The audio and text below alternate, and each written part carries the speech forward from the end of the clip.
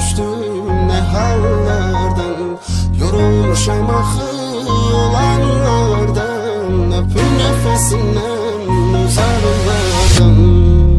Yayılıp aləmə fəryadım harayım, bir ümidim olsun her zaman arayım.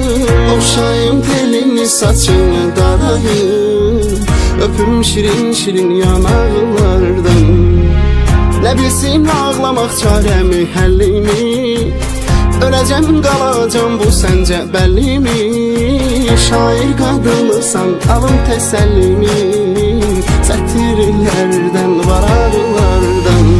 Küsüm həvəsimdən dodaqlardan, ne hallara düştüm ne hallardan, yorulmuşam axı olanlardan, öpün nefesinden uzaklardan.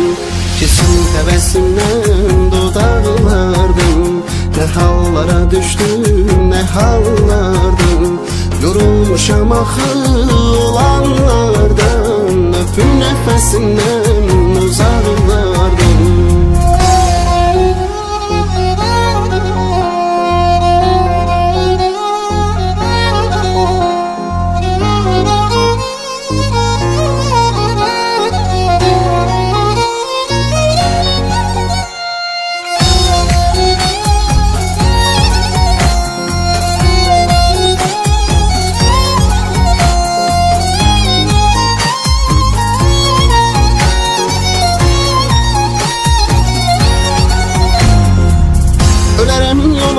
Qırmaram xətrini, adınla bəzədim şeirimin sətrini.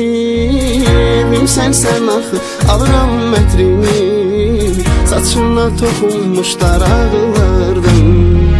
Bir sur ömrüm mənsiz sən tək necə qaldın, ölüm qollarında sən qəlbimə doldun. Vazgeçilməz oldun sən, nə doğma oldun, həyatıma gəlmiş qonaqlardan.